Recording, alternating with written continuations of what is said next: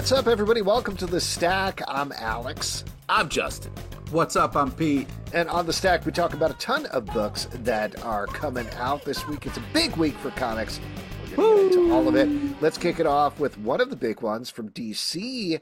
Absolute Power Ground Zero, #1, written by Mark Waid, Joshua Williamson, Nicole Maines, and Chip Zdarsky. Art by Gleb Milnikov, Skylar Patridge, and V. Ken Marion. This is not the official first issue of Absolute Power, but it is the big start to the kickoff of the event, basically getting all the chess pieces on the board in the right place.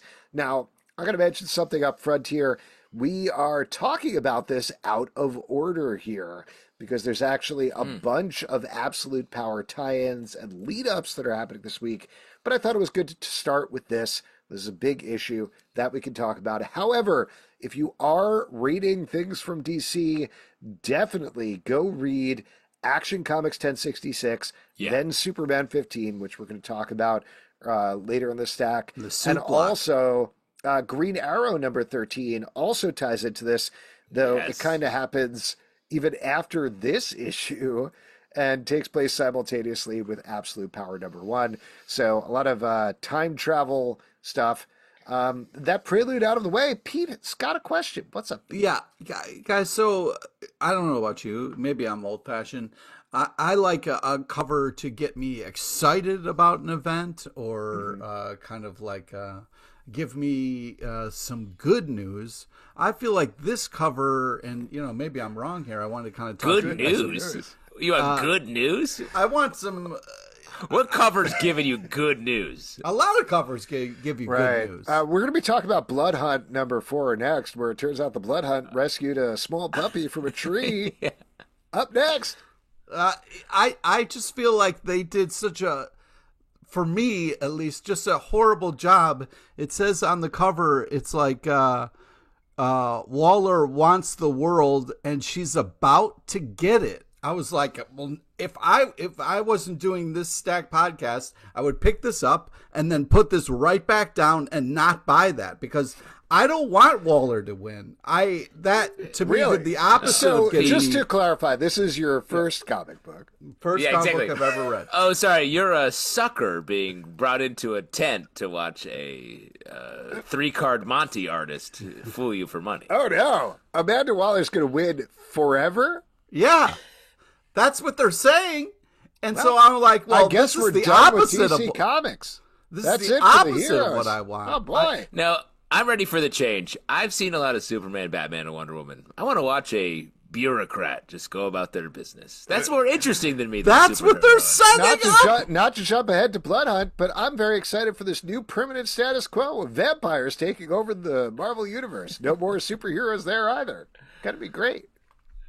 Make fun of me if you want. I'm right. I would like to make fun of you. I thought this was a good setup here. We're basically finding out how Failsafe ends up in Amanda Waller's care, how the Brainiac Queen ends up there, and there's also a couple of other characters that we're checking in with as well.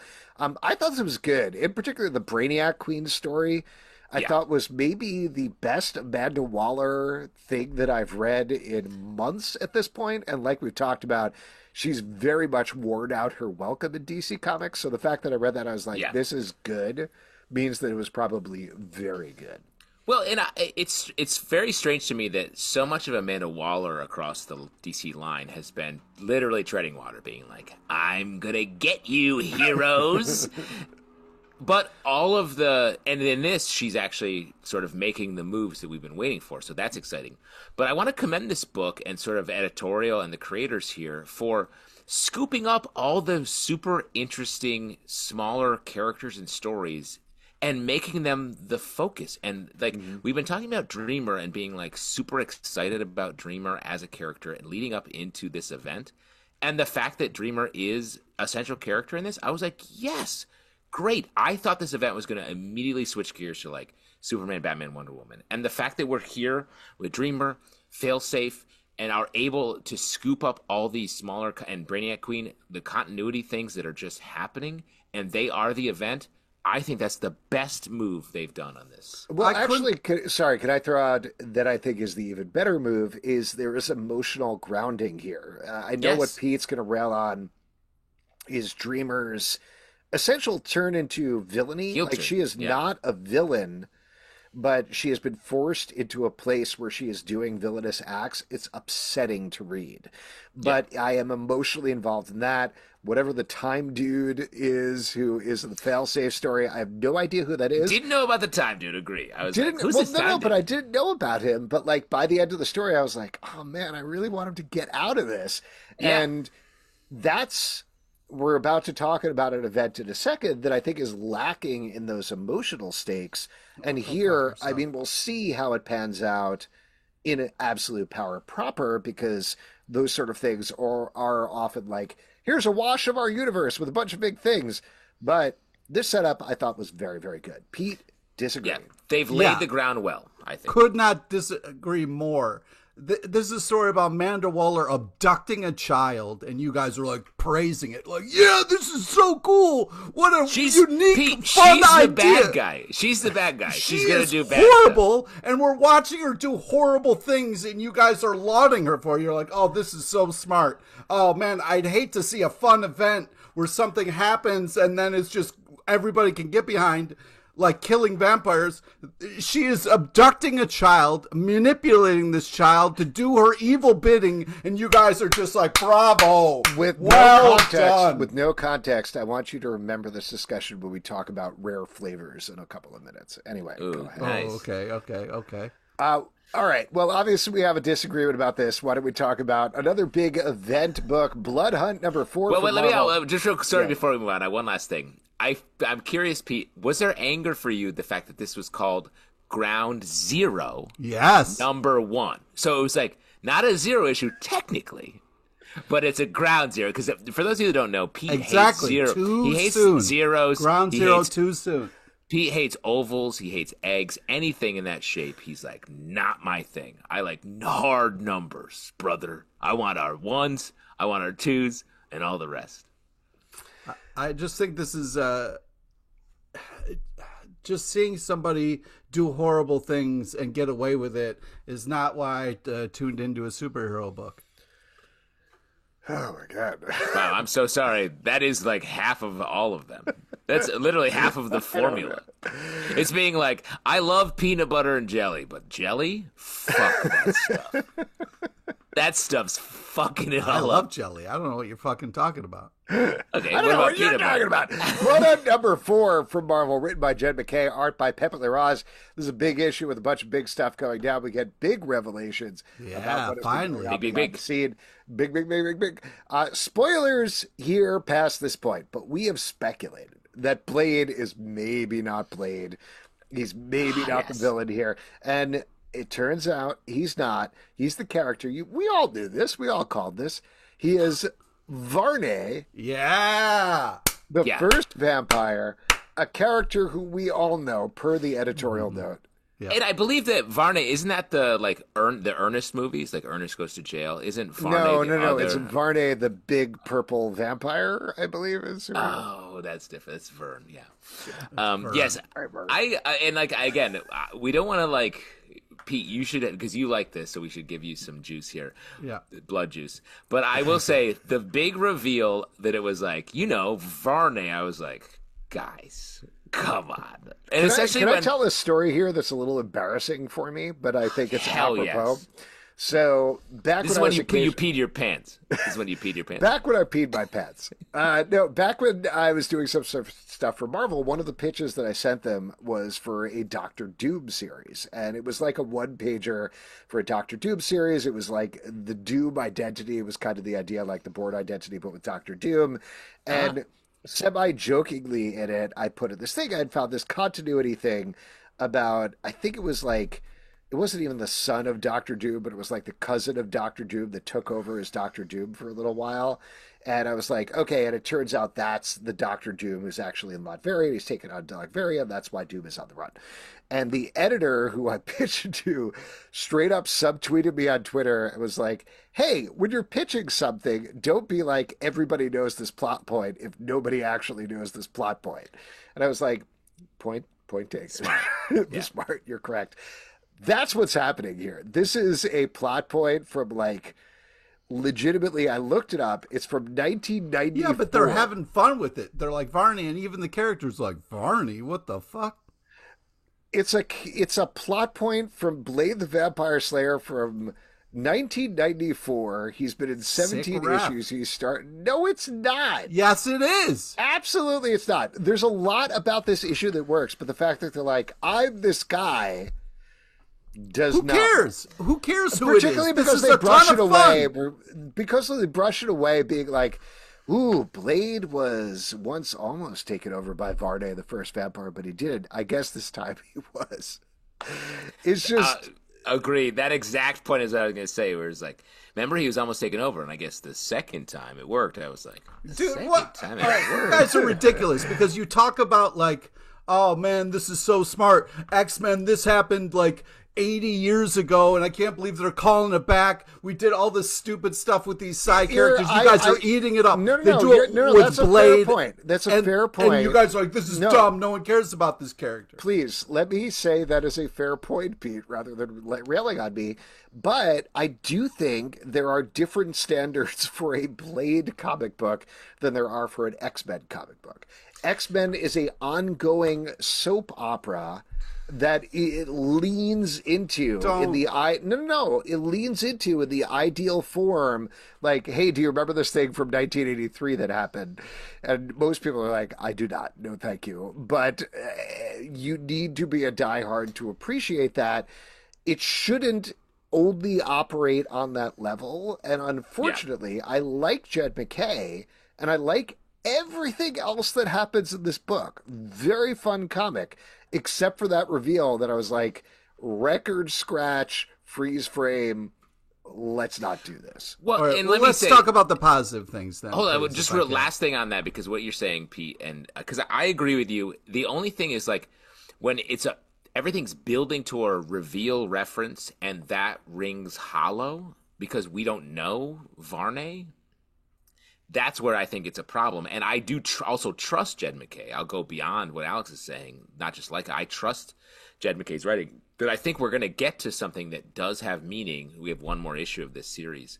So like that, I think there will find meaning there because it's also a strange reference. It's super specific. And then the Atlantean temple stuff, I was like, this has to mean something. And this issue doesn't tell us what that means. Well, because it does. Like, just, again, I looked it up.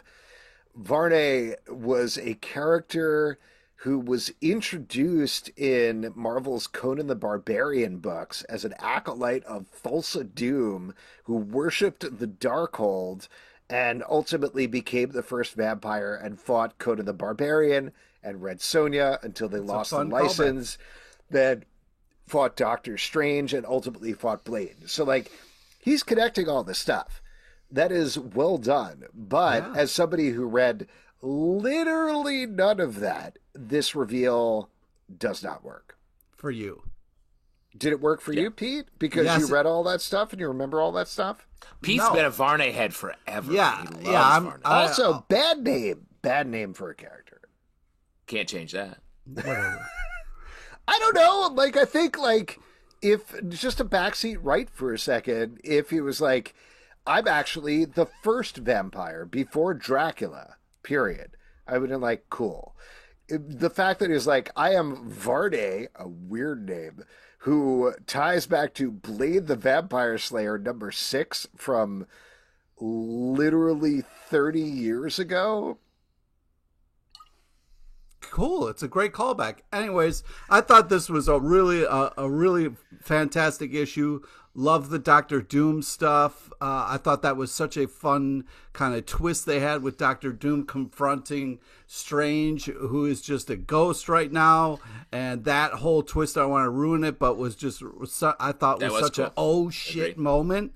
And I really love this kind of like building up for this final battle. You might not get the references, but you understand that this dude is old and kind of like I just don't like the fact that, I love an like, old dude. We get it. You don't like it. We get it. No. I don't like the fact that the villain is winning. That pisses me off. And I'm like, why would I pick up this book? Oh, man. If Varney, the first it's vampire, clearly has not taken over Blade. I don't know, It didn't man. say This on is the title This is of the final page. It didn't say on the cover This of the is final title that issue it of was- the series. There are no more comics after this. It's done. You're Is guys? Are we saying that Varney's the Amanda Waller of the Marvel Universe? I think that's a huge take. I That's think a they huge did take. such a great job with this and setting it up and building towards this last issue in a way that really gets you excited to see how it's all going to unfold and what's going to happen. And regardless of, a name that you don't like, I think it's still a fantastic issue with amazing art and a great build with the way he's Great kind of art. like gathering all the darkness, and it makes sense why there's no light and all that It's shit. an unliving It's a great Darkhold. callback, yes. I love the use of the Wrecker in this issue. I thought Yeah. that was the better reveal. I thought in the issue. That was a Very fun fun. reveal. But wait, can I say something? Not to interrupt you, Justin, but just to get back to my point earlier, that we can move on because we've been talking about this. I clearly guess for we a while. can't because you've just been fucking drilling me the whole fucking time. Well, deal with it, man. Drilling. It's not going to Drilling stop. Pete. We have like 40 more comics. To I talk know about, this and is going to be gonna a happen fucking for- battle royale. Buckle up, motherfucker! I got nothing but time. Wow, I've never We're never going actually heard you say fucking that. rounds, dude. That's exciting. No, That's you're going to exciting. get tired in 35 minutes. I Exactly. We'll It's gonna see. be like, I run on rage, bro. You just lit the fucking dynamite. Your name is Alex. Don't come at Varney, you fuck. To get back to the point that I was making, this is missing. There are fun oh shit wrestling style moments where like the Wrecker is great, very fun. The Thor coming back, the way that they get him out there with Black Panther, very cool. Hunter's Moon and Tigra bringing back the moon is like, I wish there was some setup there. I feel like I missed an issue, and I think I did because that's the next issue of Vengeance of the Moon Knight that hasn't come out yet. But at the same time, I was like, cool, that's cool. But there's no emotional stakes going on here. Like, I am not emotionally invested in this. I am enjoying the moments, but I'm not sure this is working for me as an event.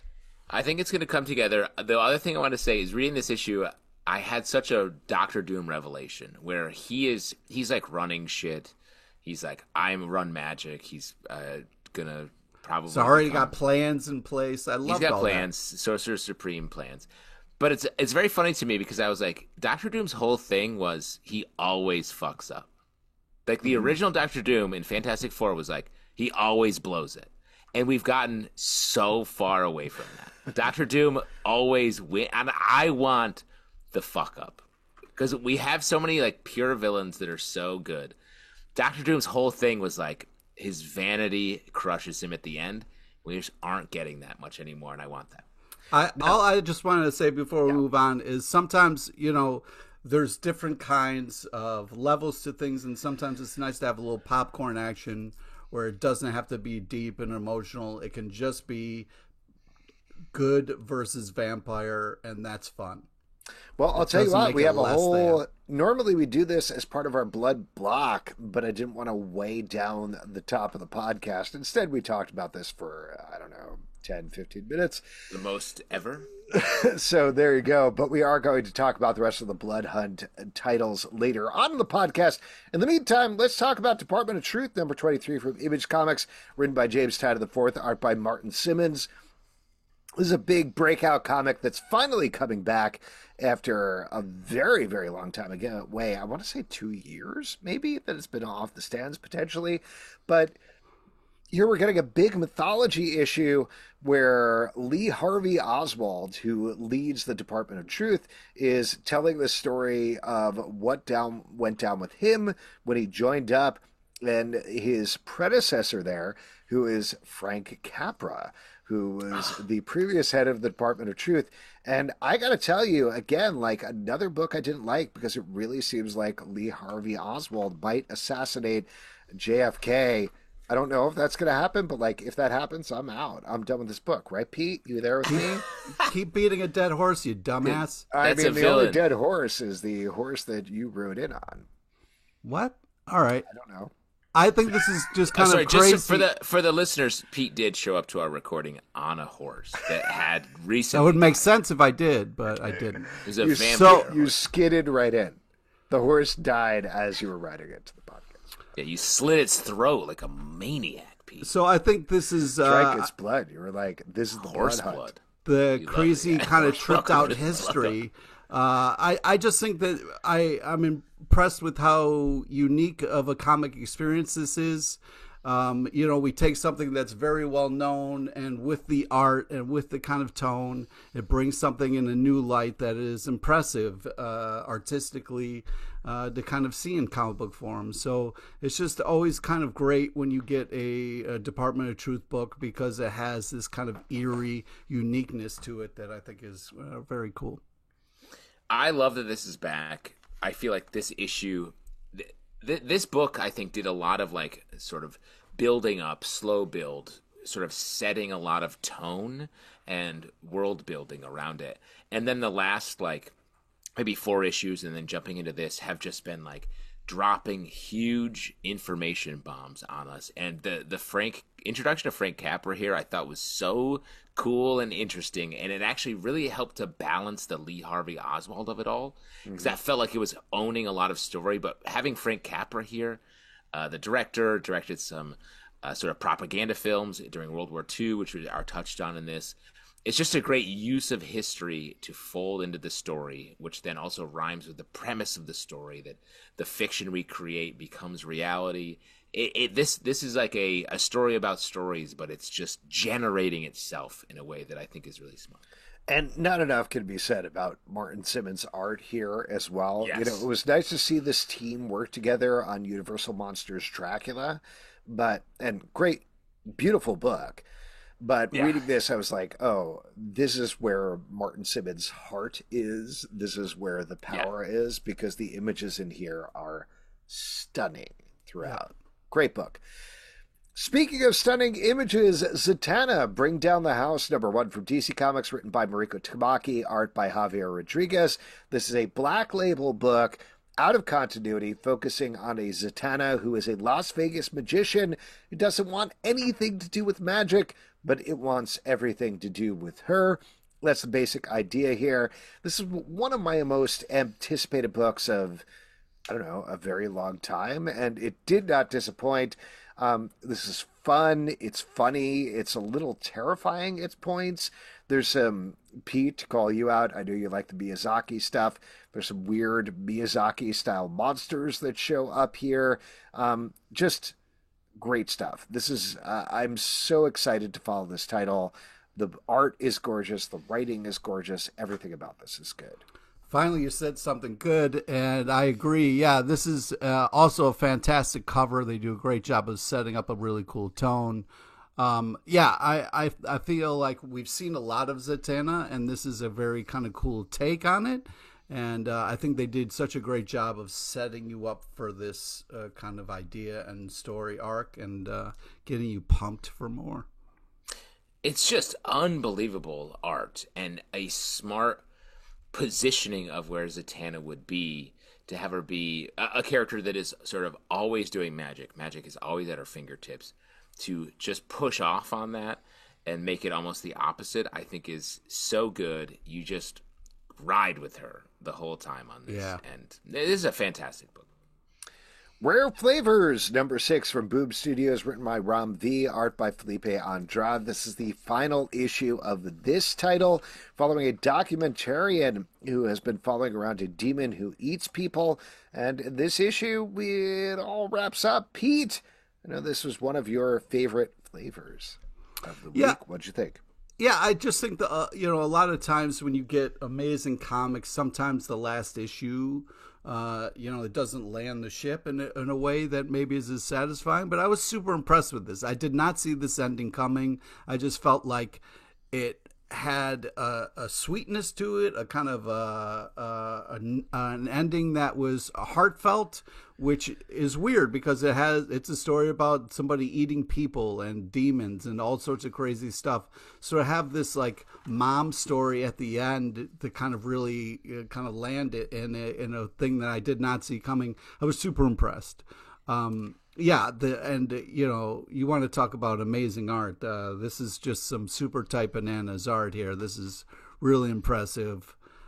just it's worth it for the art alone. I'm saying all my things because the art here is just such a above and beyond in so many amazing ways. Wow, this is the one you really went to Banana Town on, huh? Yep. I mean, I like this too. I do think this had such epilogue energy. I felt like the last issue, the previous issue, was the one that brought the story home, and this had some nice moments, and I appreciate it.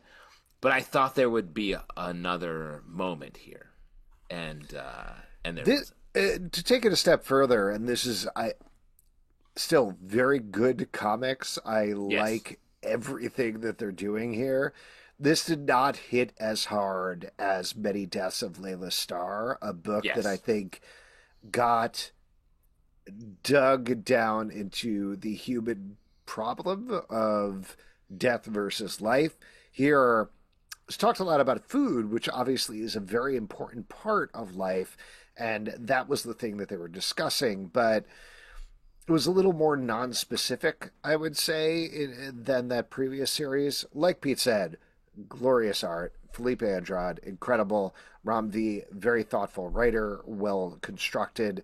But Layla Starr is still their masterwork, and this is a good thing to read next, I would say. Yeah, and I just think Layla Starr was like just a beautifully constructed story that built so nicely to the final. And this, I think, the climax dramatically was last issue, and this was sort of like commentary. This felt more like a Wes Anderson movie when it's sort of treading water sometimes. And it's just like doing cool stuff, great imagery, but the ideas aren't, the narrative drive is sort of, it's about the hang, and the ideas are still there, but it's just not going. Here's my problem with what you guys are saying is there's two separate kind of things that you're comparing. Okay, this is tackling one thing and you're talking about another, and it's the same team, so I can understand why you're saying it. But the idea that we kind of start the story about this kind of evil dude who eats people, but it's also about food and how beautiful food can be and how universal food can be and how it can bring people together, even people you don't want to be brought together. 100%. And then have a twist at the end where you think, okay, yes, it kind of did this ending before, but then to have this kind of like thing that is sweet on top of something that was kind of evil and scary, I think was really impressive. It felt really such a unique kind of addition to something we didn't see coming, and I think like a impressive dish that something you've had before, you know what to expect, to have something that takes a turn and surprises you is really impressive. You're talking about like a Choco Taco. Okay, sure. Right? You know what I mean? Like a chocolate wow, there's ice cream inside this taco. That's pretty cool. I would hopefully more about the layers, and you're surprised by the chocolate. And there's human flesh in the Choco. That's why they had to discontinue them. Okay. I think Pete's talking more about a Crunchwrap Supreme with human flesh in it, just to be clear. Yeah, the chalupa wrapped in the hard shell, the soft shell, and the skin, the human skin. Oh, yeah. The real chalupa. That's the Loco in the Doritos Loco Taco. That's called animal style at Taco Bell. You just got to say animal style. Yeah. Thanos Annual 2024, #1 from Marvel, written by Derek Landy, art by Salvador Larroca and Sarah Pichelli. This is the kickoff of Marvel's latest Infinity Stones epic, as Thanos, who now possesses the Death Stone, is going after the rest of the Infinity Stones. Turns out the Infinity Stones are people. They're people. And that's the story we're getting here. I really enjoyed this. I think Derek Landy is on a roll with these big event things. I had a lot of fun reading this story. I really like Star as a character who is the bearer of the Reality Stone. She's a very interesting anti-hero / villain, and seeing a team of humans or people who are Infinity Stones is very fun. Pete, there's a reveal at the end of this comic that you gotta be psyched about. I don't know what you're talking about. I didn't really enjoy this as much. I thought this was weird because Thanos says he's in love with Lady Death, yet he treats her like shit and tries to torture her. Well, he made her a rock. Yeah, he I turned know. her into a rock. So I just don't understand what what his love language is. But anyway, I just think that it's Gauntlet. And then at the end, the Death Stone turns into a dude, which I think is an interesting twist, because then it's like, if he really loves this being, would he love it in the dude form? You know what I mean? So I'll see how But you know who the dude is at the end, though, right? No. Yo, do you have the comic right there? Look at the gravestone behind the dude. Look, truly, the fact that you didn't know that, this is absolutely shocking. I love it. This is going to change your entire read. But I'll say, I like these characters. I wish some of them, because I agree with you. I love Star. I love a couple other ones. I wish there was a couple other more, like an Adam Warlock or someone that. Oh, fuck, man. Oh, Pete, did you read it, or you just stub your toe or something? Oh, wow. Does that change your whole vibe? No, I mean, it's it's a name on a tombstone. So whatever. It doesn't change. I thought you were the only name Pete cares about on a tombstone is pepperoni. Yeah. I didn't know Coulson's nickname was Cheese. I also did not know that. I also thought that was strange. I was like, well, and first, and honestly, fine if that's his nickname, but I was like, you got that onto your gravestone as your quote name? What's gonna be your quote name on your gravestone? Well, Pete and I have a shared plot because of our Jedi marriage, Yep. which happened on the live show many years ago. Or we also have talked about Huey, Dewey, and Louieing our graves. We have talked about that. That's the term we will put in our collective will.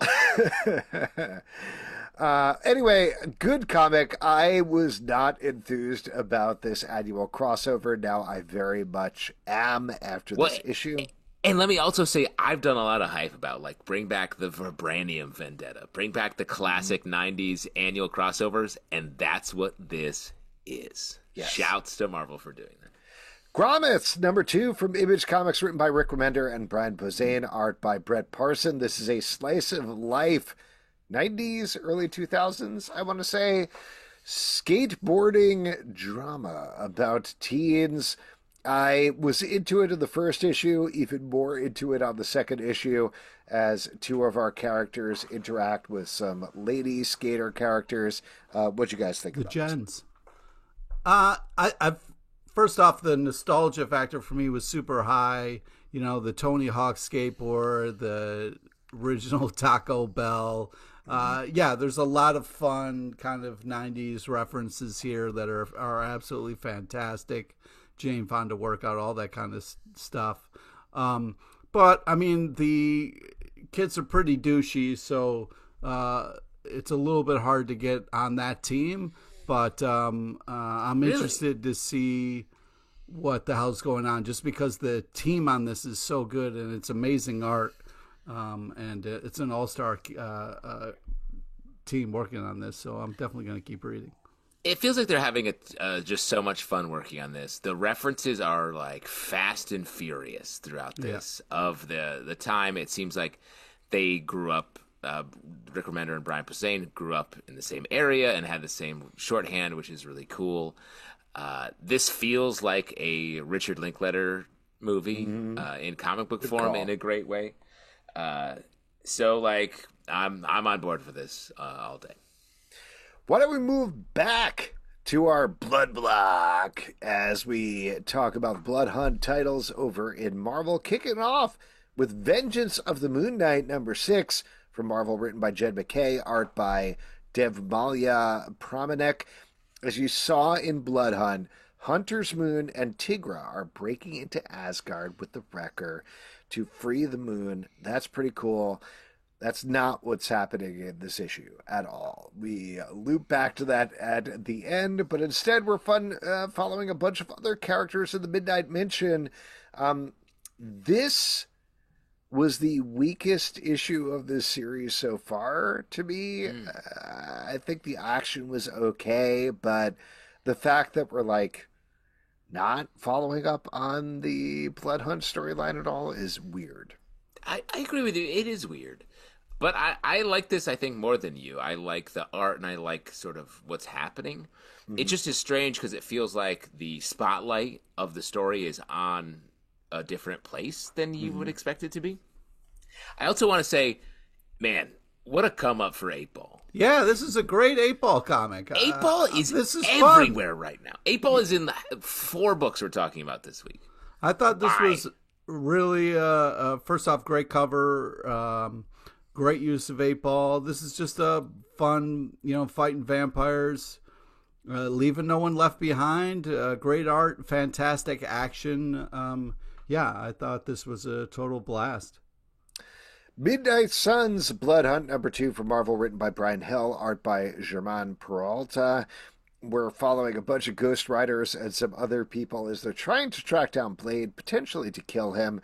Though in this issue, they take a little side trip to a hospital that has some demonic things going on in it. I like this better than the first issue. I think it was very focused and there were some fun bits. I also, in particular, really appreciated the bit where one of the Ghost Riders was like, hey, if we're all having the same dream, why don't we head to that place? Usually that dovetails with the main mission. Let's just move forward, you guys. A little bit of metatext going on there. That was a good time. Well, I think even beyond just that, this whole comic was meta. I felt like that scene, and then later they're like, we know we should be going after Blade, but we had to solve this mystery over here. And I was like, oh, you're basically saying like, hey, we're a side book, so we're gonna fuck around a little bit, and then maybe later we're gonna hang out with Varney in the main. But isn't this book the one, there's a Varney reference where I was like, wow, guys, really name checking Varney on the side books. Yeah. If you thought Barney was popular, check out Varney. I think this was just awesome. I love the amount of action. Just fun, kind of like, 3 people all having the same dream. Okay, let's go. And great use of Ghost Rider here. And, really showcases the real heroes, nurses, man. You know what I mean? Jeez. Truth. A lot of play on that, nurse. We should share our dream journals with each other so we can find out we have a distinct. Yeah, that would be great. Pete, I want to ask you real quick. I'm going to throw 2 names at you. You have to name your favorite. Danny Ketch or Johnny Blaze, best Ghost Rider? Johnny Blaze. Nice. Alex? I don't know. Same guy. Alex is like, same guy. Don't know. Can't tell them apart. They have a whole conversation in this issue where they're like, here's who Johnny Blaze is, and that's why he's different than Johnny Ketch. And I was like, you have not convinced me. I will say, I feel like Marvel in there's been a couple Ghost Rider issues lately. They're doing the Spider-Man meme for a Ghost Rider.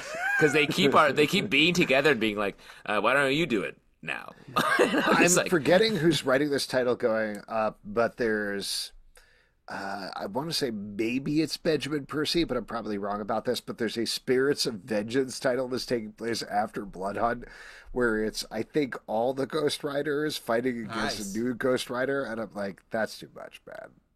Like, one guy who has a flaming skull on a motorcycle. I'm sorry. I'm sorry. Have you ever heard of the Spawn series of comic books? They were in the same world. No. One is a large Spawn and one is a small Spawn, so it's okay. One wears a hat, and he's the gunslinger Spawn. I like that you have face blindness for Ghost Rider. That's a good thing to put on your resume. You really can't. There's a block. I don't know what these guys are. X-Men Blood Hunt Magic #1 from Marvel, written by Ashley Allen, art by Jesus Hervés. This is Magic, aka Leonardo Rasputin, dealing with the vampire invasion over in Russia and freeing a bunch of people there.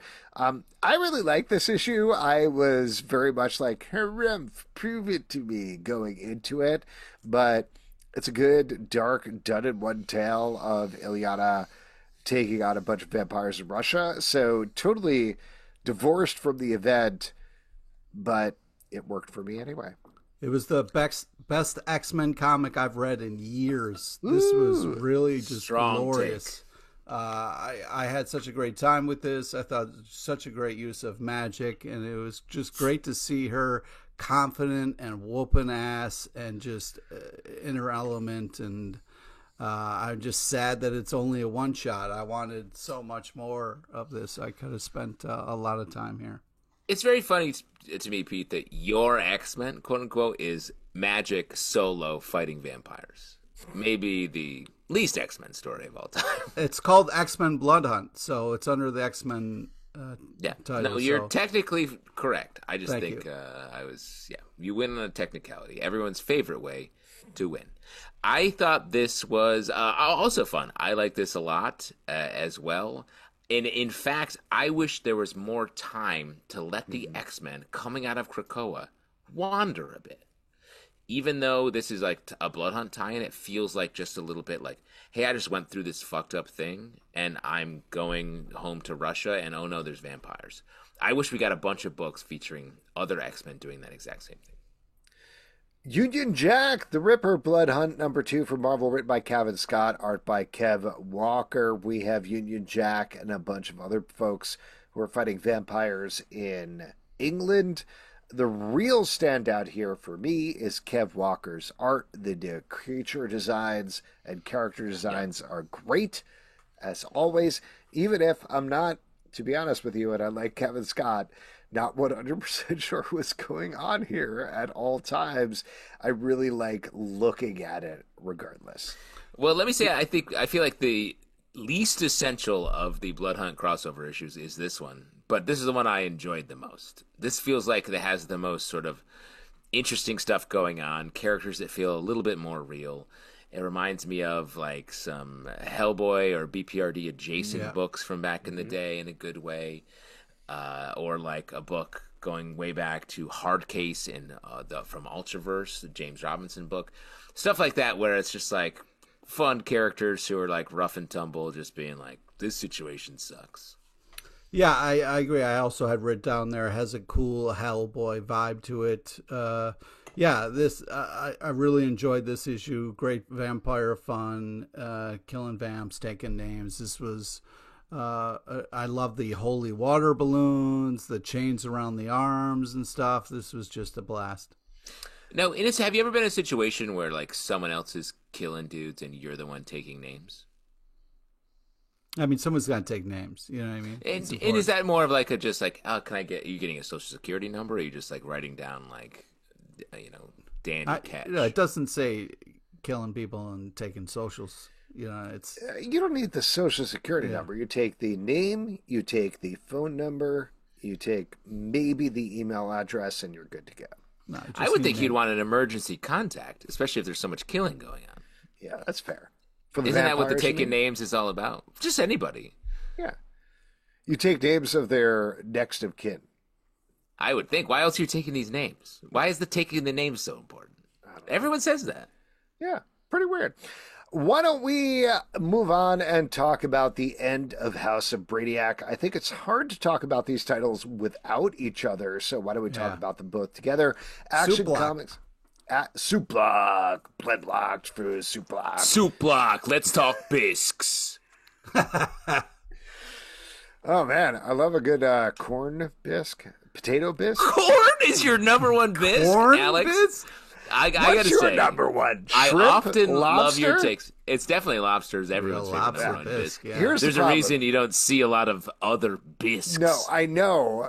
A crab Lobster, and this is true, does nothing for me. I feel like it has to be a genetic abnormality because I eat lobster and I'm like, this tastes like rubber. What is Where are everybody you- talking about? That's insane. That's I insane. know. It does nothing. Where are you going to get lobster? Are you The back scraping of your a tongue? dumpster? You need to, Yeah, like, you what need do to you- scrape your tongue at night. Clean off your taste. Yeah, buds. I'm going to the plastic factory and need some plastic. Is that lobster? Oh my God. Go to Luke's Lobsters. There's a bunch of them in New York, you I'll asshole. try. And man. again, corn is the number one bisque. That's the thing you I want like to corn. bisque up. I like corn, man. Anyway, the Cord Bisque of comics is here with the end of House of Brainiac Action Comics 1066 from DC Comics, written by Joshua Williamson, art by Rafa Sandoval, Miguel Mendonça, and Laura Braga. And then Superman 15 from DC Comics, written by Joshua Williamson, art by Rafa Sandoval. It's, first of all, wild that they are releasing both of these books in 1 week. It definitely feels like, hey, we got to get through this House of Brainiac thing so we can get to Absolute Power. Let's clear the deck. Come on, let's go. But at the same time, we're getting the Superman family and Lobo fighting against Brainiac.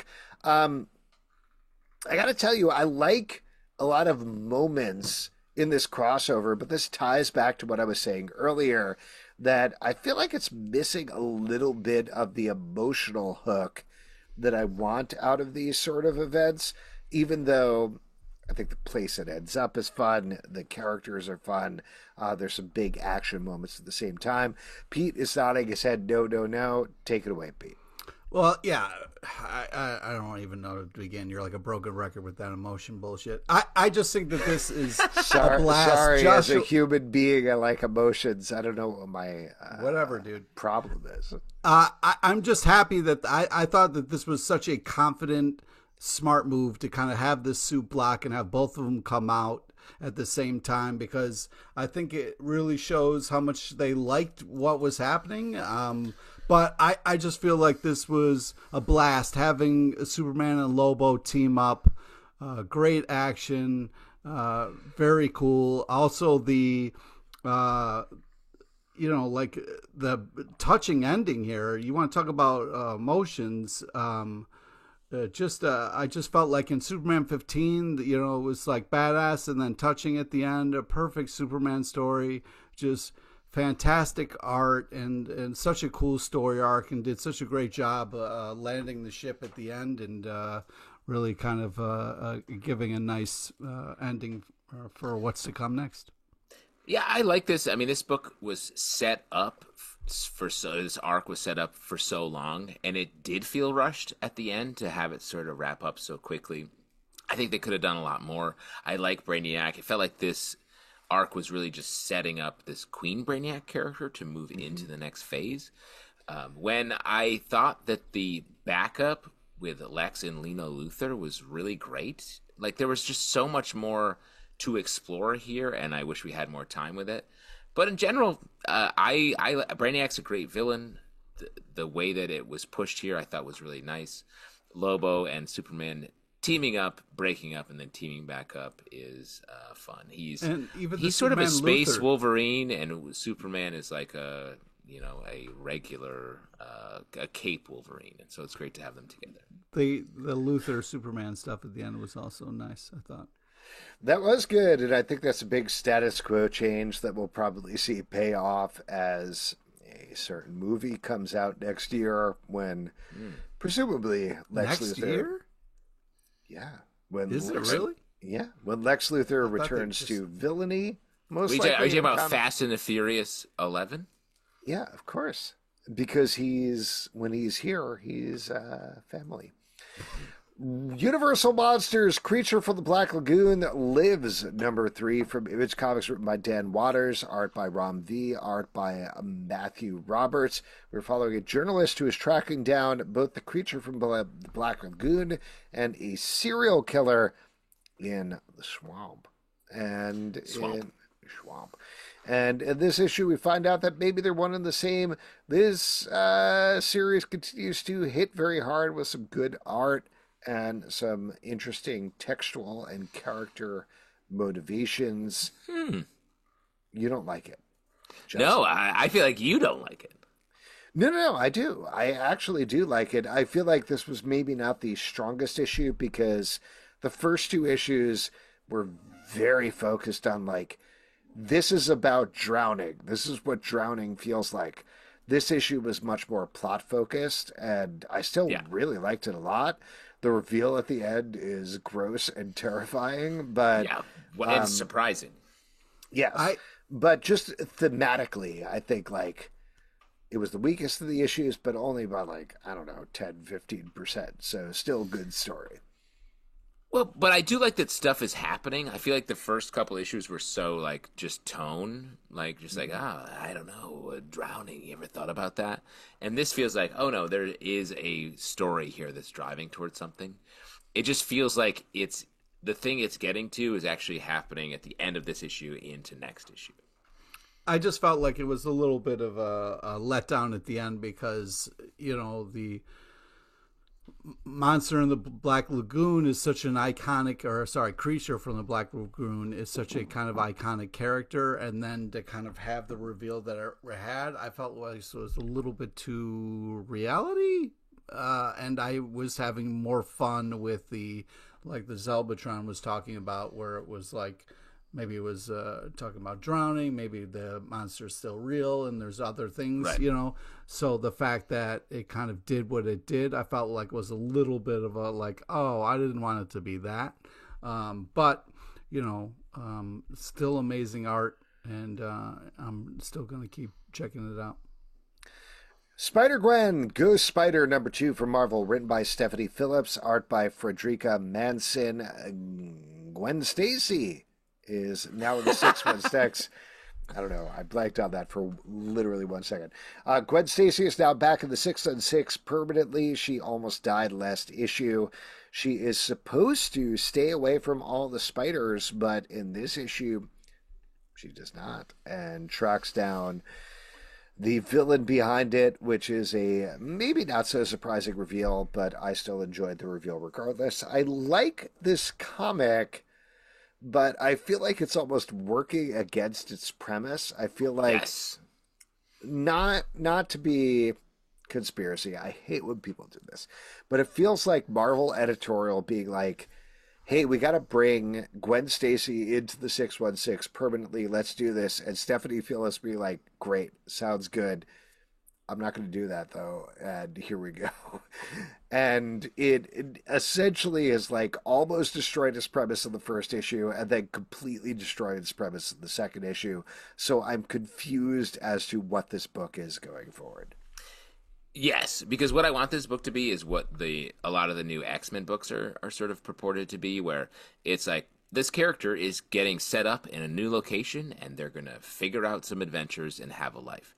And instead we get Gwenpool, a character or Spider-Gwen, I should say, a character I love, dropped into a situation that like feels untenable, not stable, and just her being like, what? I don't know. Screw it. Like, it just feels not. I want something set up, and it's, to your point, Alex, literally the opposite. Yeah, I feel what you're saying there. The villain reveal at the end was fun, and this is cool, but it does feel like something is off, and maybe that's on purpose. And it also felt like, I don't know, it was just weird that we had all these different Spider-Men when we only kind of really needed one. But it was also kind of like, you only get so much time with them. So when they were just sitting around being like, why are you here? Well, I wanted, my favorite food trucks here. And they're like, why really? You're lying to us. And I just felt like I was like, all right, but what's really going on?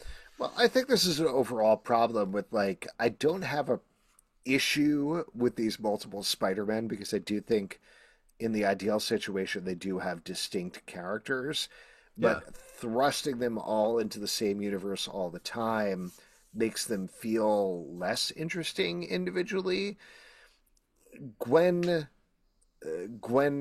was about to say Gwenpool. Spider-Gwen Yeah. is very interesting in her own universe. It's different. There's a punk aesthetic that almost outpunks Spider-Punk in a certain way. Miles Morales is his own Yes. thing. I think that's such a good thought, though. Like, especially Yeah. the Spider-Punk series where it wasn't very punk. Like, this Yeah. does feel like it has the potential to be quite punk. Right. And putting her into the 616 feels like, yeah, we got to put her in here. And then we bring in Spider-Man, which puts him in a weird, untenable Yeah. situation, which Spider-Man is at his best when he is the lowest of heroes and he has to push even harder. Like him being like, I'm the leader of this spider gang and I'm the person who everybody looks to. That's not a position Peter Parker should be in. No. He shouldn't be a leader. He should be like, oops, Hey, I'm the screw up, who the Avengers are like, oh my God, leave us alone. But then he pushes through and kind of does it anyway. And if anyone of these characters, the character that doesn't really have a role right now is Silk. And it should be like, Silk, you handle like Spider-Gwen in the 616. And it's like, Yeah. perfect. Then they can have like a, push-pull relationship. But instead she's just sort of there and then not really part of it. I was like, why even bring Silk in? But Silk feels like the right person to be here. Yeah. Too bad. The Penguin, number 11 from DC Comics, written by Tom King, art by Rafael de la Torre. We're really getting to the end here as Penguin basically loses everything in this issue. Everything that he's built up trying to take down Gotham falls down in his house of cards. In a surprising way, I was really looking forward to him taking over the Gotham underworld, and instead it all falls apart here. What did you guys think? This is the most struggling Batman we've seen in, a decade? Mm-hmm. Like, where he's just, like, not losing. It loses a lot and pulls it out, like in the recent Failsafe arc. But this is where he's just sort of like, oh, man, I messed up. And I like that. I like seeing a fallible Batman. And I just think this comic across the board, the way they're using different voices and different narration, I think is really smart. And it's a great read.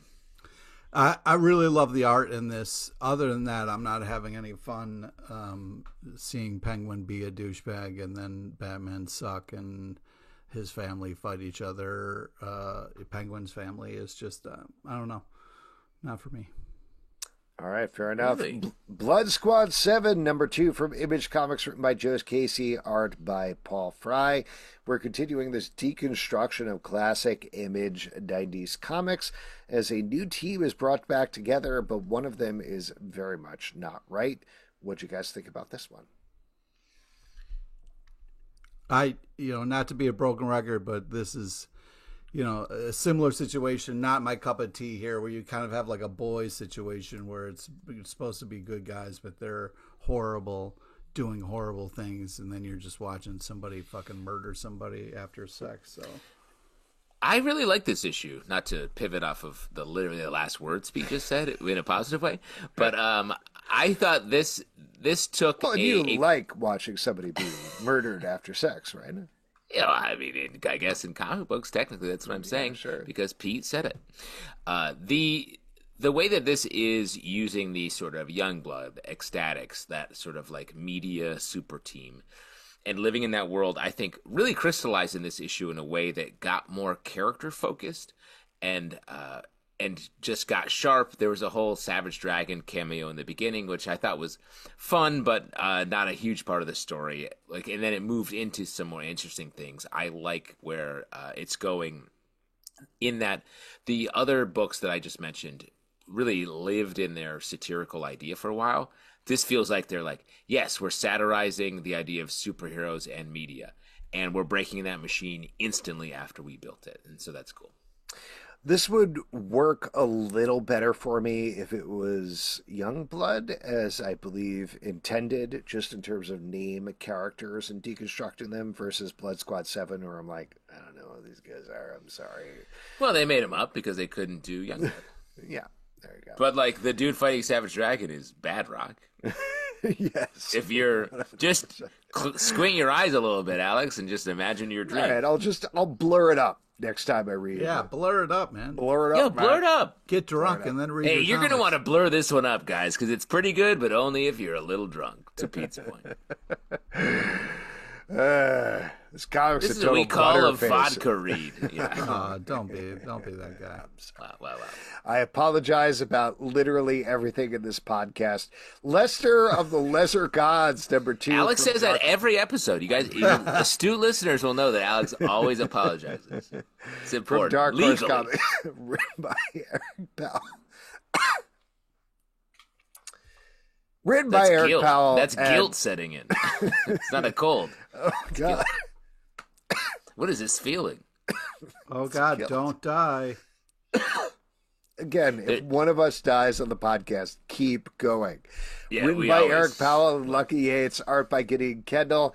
We are following a, let's be honest, obese Conan the Barbarian type who is teaming up with a Thundercats type character to take out other characters. It's ridiculous. It's satirical. We had Eric Powell and Gideon Kendall on the podcast a couple of weeks ago to talk about this book. And this is very fun, very ridiculous. The art is just great. I have a good time reading this book.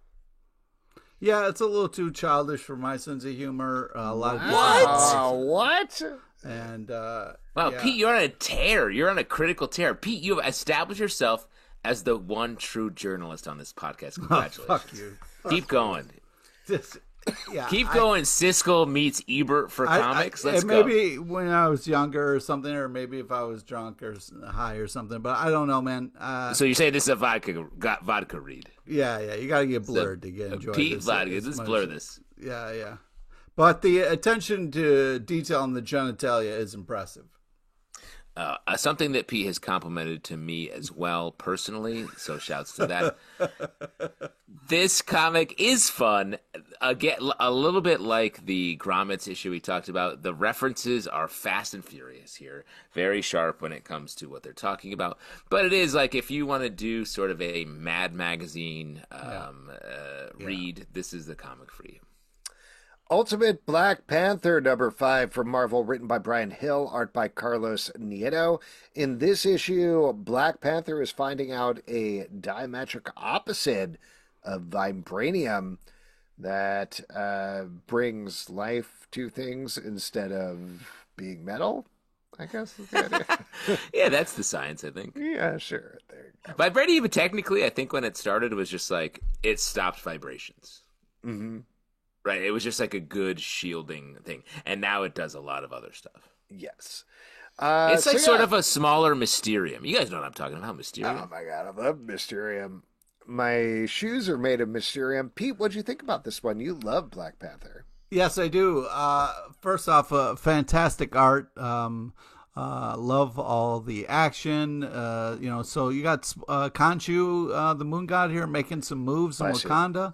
And Black Panther and Storm are just kind of one step behind, so we're close to the good guys finally catching up and getting a handle on what's going on. But I think they're going to lose. I feel Khonshu. Like I'm out of, honestly, this comic because like Khonshu is winning in this issue, and I feel like that's going to happen forever. You having fun? I am. I'm having fun because what I think about this issue is that this should have been the first issue. Like, the comic, I think the criticism that maybe we all had was like, oh, this is fun and interesting, but it doesn't feel ultimate. It feels like just a Black Panther story.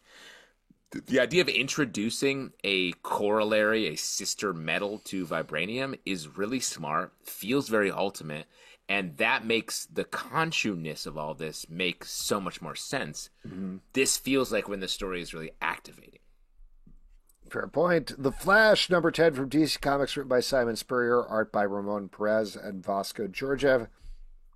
Things are really starting to come together here as Wally West is still in his dream state, but slowly trying to break out as the plot is revealed to everybody else that the universe and the Speed Force is starting to break apart, and that everything that's going on is just kind of happening naturally, but all the villains are arrayed against the Flash anyway, all led by Eobard Thawne, the Reverse Flash, who is manipulating Wally West.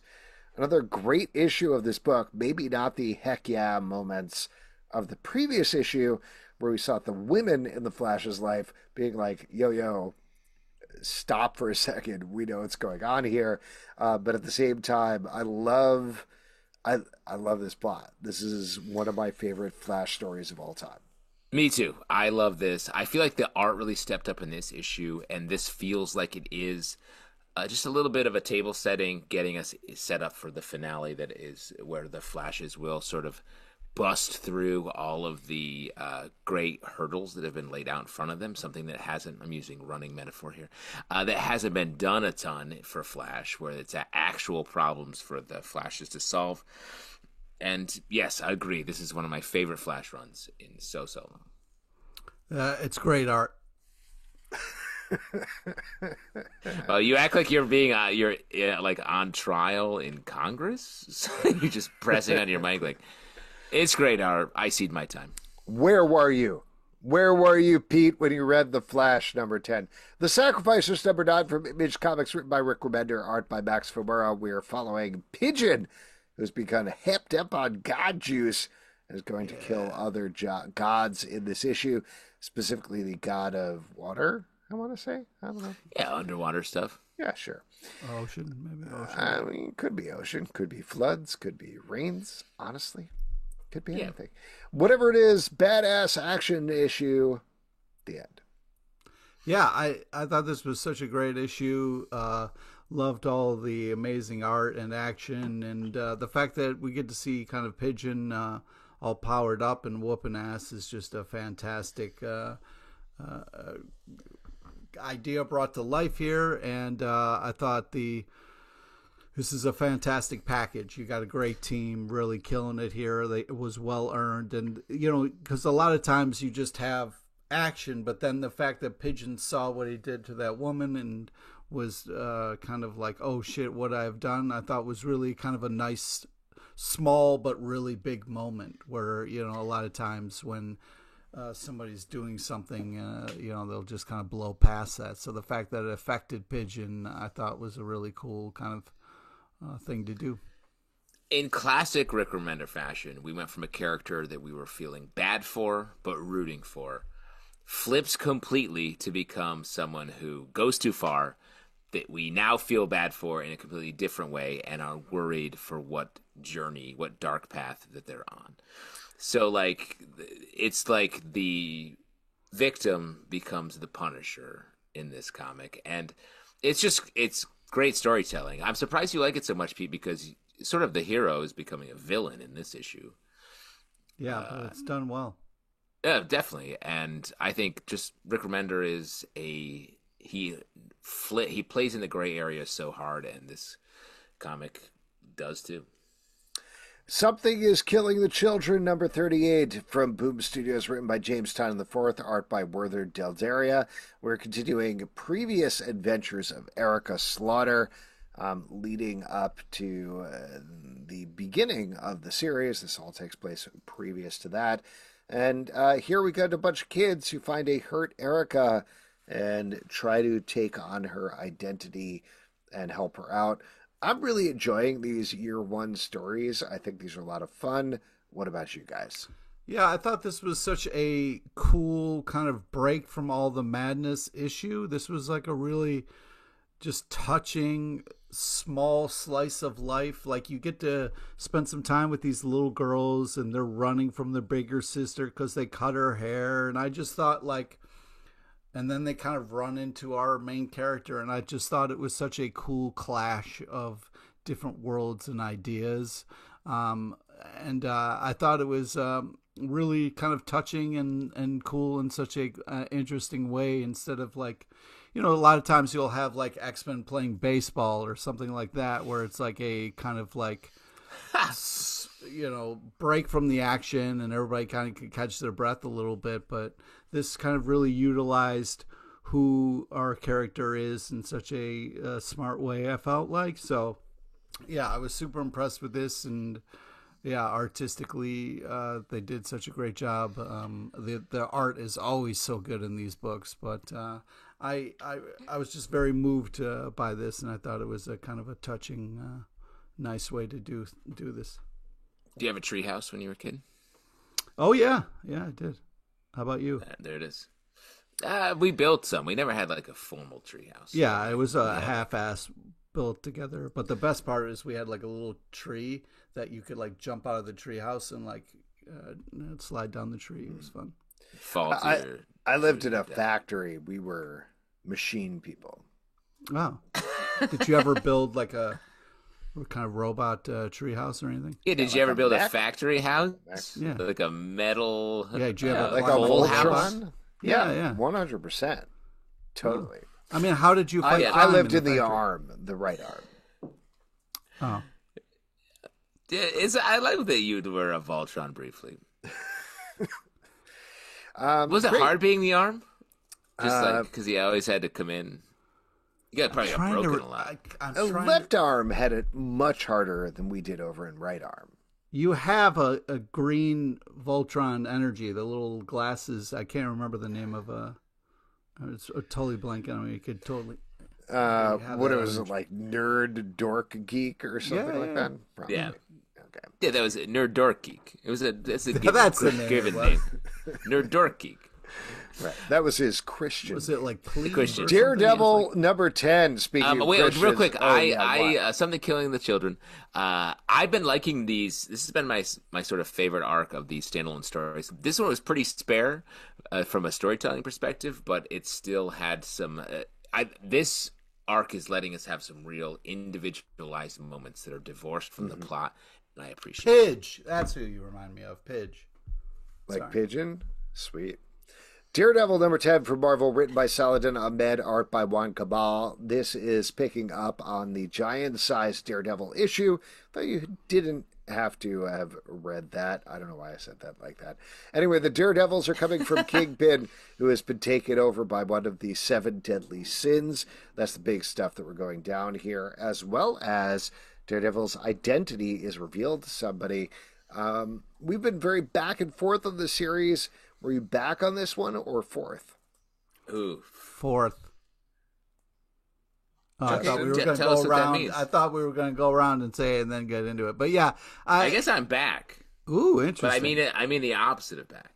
You know, You mean fourth? Fourth? fourth also sounds wrong. Yeah. I just think that Daredevil's going hard on this whole idea of like cell phones are very distracting, and if you're falling to your death, you shouldn't take a call. You know what I mean? He takes Like, a you lot really- of calls. You know, it just really should be. You got to stay. If you're fighting crime, stay in the moment. You know what I mean? Don't take calls. So you're saying you're falling to your death, Pete? You put your you put your phone on Airplane speaker? mode. Yeah, you got to go on airplane. Airplane mode. You follow your death. You're on airplane mode. Wow. He died as he lived, unreachable, Yeah, you can't touch me. difficult to communicate with. Yeah, I just think this is like I knew when we started this, like, okay, we're leaning into the religion side of Daredevil, and I thought, okay, this is an interesting idea. But then making Kingpin a devil, I was just kind of like, I don't know. It seemed like a little step too far for me. I do like the struggle of Matt trying to control kids. I thought that's kind of fun. But, You mean parenting? yeah, sure. And then, I'm glad that, Foggy's still not, taking calls because fuck that shit. You like that Foggy's not taking calls? Yeah, because, dude, that's fucked up, man. You know what I mean? I don't know. I mean, You my can't treat somebody like shit and then, expect them to be there when you need them. Well, my question is, why is Cole calling from Foggy's phone? Because that's who he knows Matt will pick up. There's a lot of just Doesn't have a confusing phone. He doesn't, Colt yeah. doesn't have a phone. Oh, Man, well, maybe that his was phone was canonically charging in another room. He established. just picked Yeah. it up. Yeah, yeah. the whole thing was, it's just like a little much with the phones. And in general, I think this story has just too many elements at once where it's like Daredevil, even Daredevil is being sort of manic about it. He's like, oh, Foggy. Oh, Cole's calling. Oh, this kid who knows my identity. Oh, Elektra called me my love. Yeah. Oh, Kingpin, he's got the devil. But the Kingpin is like, oh no, I'm worried about Kingpin. I'm worried about I'm this dead. devil. What am I doing? And I was just like, what? Slow down. Give me one or two of these things. I want to do the relationship. Some of these relationships. Let's just do those for a minute. Mm-hmm. It was nice though when Elektra said that. That was kind of a nice moment. I agree, and let's do that rather than like the Foggy thing. If Foggy doesn't want to pick up calls, let Foggy go, guy. He could just chill.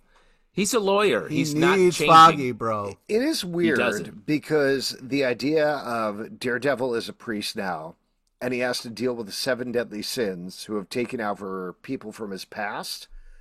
For comics, that's a relatively simple concept, and they have confused it and complicated it so quickly and so exponentially. Also, Daredevil's like, oh, we have to get Kingpin. And then he gets there and he's like, oh my God, can you believe this? There's a devil that's taken over Kingpin. I was like, of course there is, you psychopath. That's what's happening. This is happening in your life. He's like, oh, I'm so fucked right now. I can't believe there's a demon in this person I know. I was like, of This course, has only happened that's the 5 story. times. And I want to be like, bro, it's coming for Elektra. Just know that going in. That's going to be the last one. I don't know. Have we done that one? 100%. And I was just like, why? You can't do a story that is so, like, paint by number. That's I don't mean it that harshly, but just so, like, clearly stepped out and fool us. And maybe that's why it's so convoluted. So it's like, they'll never see it coming that Lust is going to be an Elektra. But I think we're there. Yeah. Green Arrow number 13 from DC Comics, written by Joshua Williamson, art by Amake Nahulpin. As we mentioned, this is the issue that takes place kind of after or during Absolute Power number 1, which doesn't come out until next month. But Green Arrow, after having a nice beach party with his family, is going to work for Amanda Waller. And at least in this issue, he's like, yep, I believe in what she's doing, and I'm going to do it, and here we go. This was very upsetting, this issue. You see... Talk about on theme. You see... Green Arrow's a villain. Green Arrow enjoying his family. He finally has his whole family together. What a beautiful moment. And he just dips.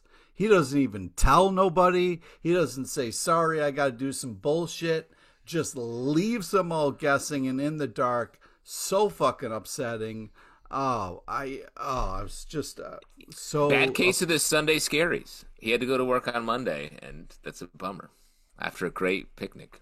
Do you think he was like, we're all kind of the same. We all just shoot arrows. There's not really a difference between any of our characters. You like the Flash, dude. Shut up. I mean, it's just all guys who run fast, dude. Nope, they're Go all fuck different. Yourself. No, nope, they're not. They're all different. That's not true. You have no Barry Allen is more serious. Wally West is a little more jokey. That is bullshit. Jay Garrick. A little Jay more Garrick. jokey. Old. Yeah. Ridiculous. Oh, man. My favorite thing same about thing him. with the arrows, bro. Old. It's the same thing with the arrows. Do they have, are some of their arrows old?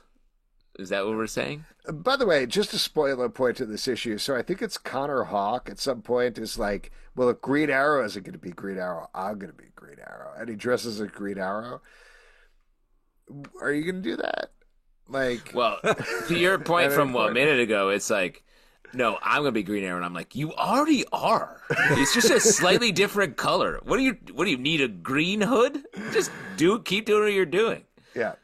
This doesn't fill any gap, particularly in the DC universe. Well, also, I want to be like, is the press covering these changes? Like, no. If you see a guy who shooting arrows, is like, I don't know, the Arrow guy was here. And that's it. There's no other, like, who's Green Arrow? Who's Red Arrow? But I will say, despite all of this talk, I think this is great. I like that Green Arrow is working for Waller. You like when somebody leaves their family in the lurch? Well, but there's a reason here. There's a tension, I would say, in this premise between, is Green Arrow doing this because he firmly actually believes what Amanda Waller is spewing, or is he working against her? And you don't know. I think this comes a lot. He a really old, maybe the first Arrow? You know what I mean?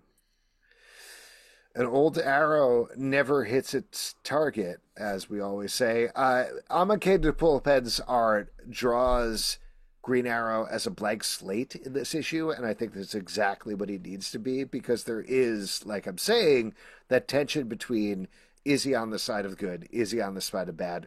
We don't necessarily know, but we're potentially going to find out. So there you go. Yeah. Wow, you were so still for a moment. I really thought you were frozen, Justin. No, I'm never frozen. Oh, boy, you're like DiGiorno. Never frozen, always. No, I think DiGiorno is always frozen. Yeah, I don't know. That's their whole thing. There's some That's their whole brand that's thing, like Alex. that. I can't think what it is. X-Men 97 from Marvel, written by Steve Fox, art by Salva Espen. This is the final issue of the series, finally leading up to X-Men 97. So if you've been waiting... Number 4. Oh, yeah, number 4. If you've been waiting to watch X-Men 97 until you read X-Men 97 number 4, great news. Wow. Now you can. So there you go. What a bummer. In this That would issue, the X-Men are fighting the Marauders, and there you go. You get the cool lineup like you do in the intro of the cartoon, which I thought was a kind of a fun thing to see. But and it was weird because Sabretooth was like, yeah, I'm just going to stand here with Sinister and watch. And Wolverine's like, yo, where's Sabretooth? He's like, I'm out. This is a fun but lightly unnecessary comic, I guess I would say. I hope you haven't been waiting to watch X-Men 97 through this comic. There's some interesting stuff that happens, but it really is just preamble to the series. Void Rivals, number 10 from Image Comics and Skybound, written by Robert Kirkman, art by Lorenzo Di Felici. Conversely, this is a enormous mythology issue that not only adds to Void Rivals, but I would argue explains a lot of stuff that is going on in the Energon universe as we follow our two characters being defended by a Transformer who's fighting another dude. They kind of find out the purpose of Energon, which is the point of the whole thing. So there you go. Well, and I will say, I have two things about this. It's crazy how much of the Energon universe is literally like about Energon. Like all the G.I. Joe titles are like, Get it? Energon universe? It's about Energon. Well, but it's crazy. It's like, hey man, how you like your toys? Have you heard about batteries? And it's like, yes, but the toys are what I want. Make them go. But every book, the G.I. Joe books, batteries. Yeah, no. Again, you don't have to convince me of that. It's just when I get my toys, I don't take the batteries out and look at them and play with them and put them on shelves and keep them in packages to preserve them for the future. And the Energon universe seems obsessed with the juice that powers everything. The G.I. Joe books are like, hey, man, have you heard about this Energon? You got to get the Energon. Did you get the Hey Destro? You got Energon? And he's like, Cobra Commander's got Energon. He's like, well, let me try to get this Energon. I'm like, stop talking about Energon. Well, do other Energon, stuff. Like a lot of things, people are obsessed with ways to power things. You know what I mean? 100%. And the here's a way Transformers to kind of like supercharge something, and And for the Transformers, they're like, that's my lunch. And I'm like, I get it. There's a time of the day when I'm talking about my lunch, but it's not the whole day. It's Justin, not every you're minute too of the day. focused on fossil fuels. A new energy is Energon, okay? And you need to get on board with this cube energy philosophy because it's the future. Just to be clear, for anybody who didn't read this issue, and this is getting as spoilers, we find out that the reason these characters in Void Rivals have little gems on their head is you pour Energon in their head, and it makes them like feel little, better. Yeah, it's like a little... They're little Energon ports. They drink Energon. It's like the little charging port.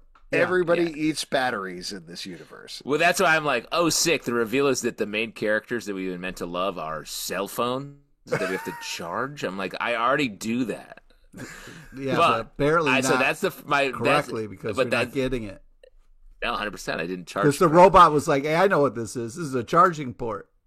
Yeah, but I was like, but also we have a Transformer who's like become the main character, and I'm like, who's this guy? He's like a sort of a race car that also has medicine in it. Yeah, a race car turns into a helicopter. I mean, come on, man. This was who is he? Cool. Which guy is he? Yeah, you haven't seen the Greenhorn. Transformers, the animated movie? I mean, come on, dude. The thing with Void Rivals in general is it feels like these are the toys at the bottom of your toy bin when you're a kid. And you're like, okay, I'll play with these. And you build a story about them, but you're also like, I can't wait to get the Optimus Prime out. And it just has a little bit of that energy. And I'm not saying I don't like it, but it just has this energy. It has this energy, and I guess I mean Energon, of like, what is this story amounting to? Because it feels inherently I will throw out, and I want to go to our expert Pete to confirm this here because I don't know this as well. Again, getting into spoilers, but they start talking about this thing called Unity in this issue, which I think the thing this is all leading up to is Unicron, Yep. right? Yes, Pete. Nice job, dude. Nice job. Look at you. And define man. it. Define it for us. Pete? Unicron? Yeah. Unicron, voiced by Orson Welles, was this giant evil planet that eats other planets. So, yeah, it was a big bad in the kind of Transformers world. But I just think that this is, nostalgia, enjoyable, good art. A weird discussion about energy and how you charge things, but other than that, I'm having a blast with this because my younger self is like, yeah. And shouts to all of that. But I gotta say, the more I read all of this, I'm like, are we ever going to explain why on this planet they turn into human cars? Where, like, why do these people, these robots, transform into cars that have seats for humans? Can we get to that?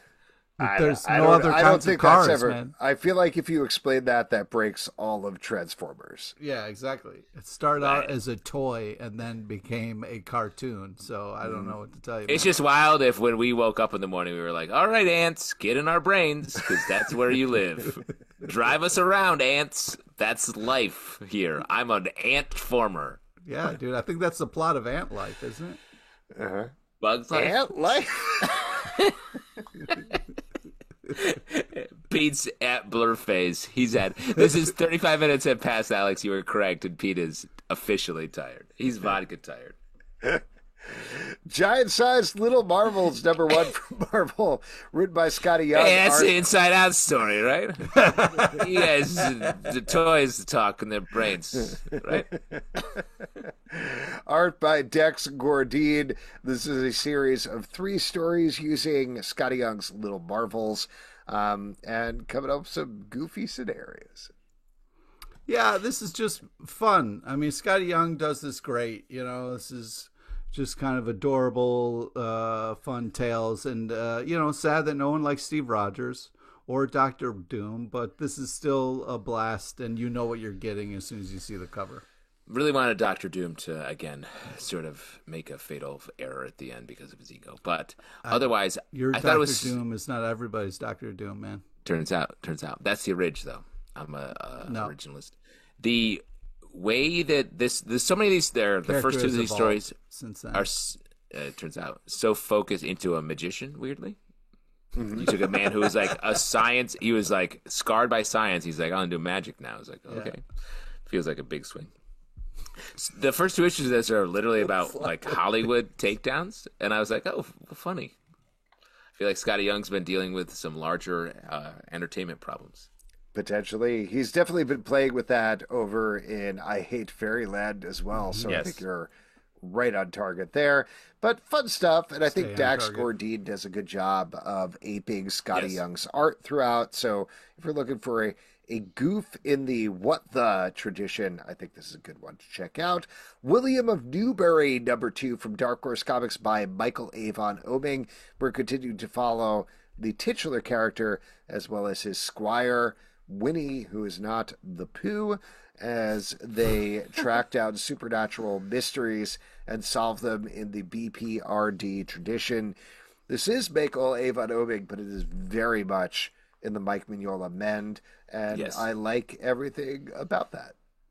Yeah, you can't say enough about the art and the coloring and the color choices, and I just think that it's a great use of having an artist now kind of evolve into storytelling and leading with that in such a kind of creative way that is very impressive to see.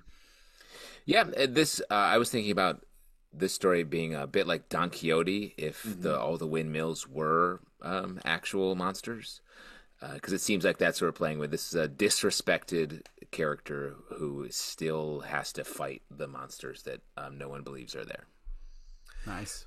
Superior Spider-Man #8 from Marvel, written by Dan Slott, art by Mark Bagley. This is really tying up everything that they've been doing, not just in this series, but also in the previous Superior Spider-Man series, as Doc Ock's brain has taken over almost the entire world, and Spider-Man is fighting back against it. I I thought there were a bunch of neat, clever twists that happened throughout this book. I enjoyed it. What about you guys? Yeah, you can tell Dan Slott's having a blast. Fun ending, great art, and funny moments. I love when Spider-Man's like, "Why are you helping? You're the bad guys." Just fun stuff. So much Spider-Boy. I feel like in this book, Dan Slott has officially eaten every portion of the Superior Spider-Man. Like he's taken it to its fully heightened place. So I'm curious what his next move is off of this into like can any of these characters move into a new place? Because I think he's officially done the most superior Spider-Man story possible. Rook Exodus #3 from Image Comics and Ghost Machine, written by Jeff Johns, art by Jason Fabak. This takes place at a future set. I want to say alien world, but there's all humans on there who have helmets that allow them to convene with animals. In this issue, we're getting some, again, big mythology stuff as we find out about a lot of other animals that people commune with, and our villains gather their forces as well. I'll tell you what, I think this was the most fun issue of this series so far, which I was very surprised about. Agree completely. I really enjoyed this, and I was sort of down on the first two. I also think it's funny because of my note of like, come on, ants, get in my brain, let's do stuff, is actually the plot of this book. So there's a character who is literally an ants guy. But yeah, I thought this actually just really crystallized into place and built the mythology at the same time. And all of the characters were much easier to get on board with emotionally with what's happening. Like, this issue really popped for me in this series. Yeah, what the fabak are you talking about? This is a lot of fun. I liked the first two, I think, more than you guys. But yeah, having kind of all the action cards and seeing all the other kind of players in this bigger story was great, kind of really rising the tension of what's going to happen. But yeah, the art's the true hero in this story.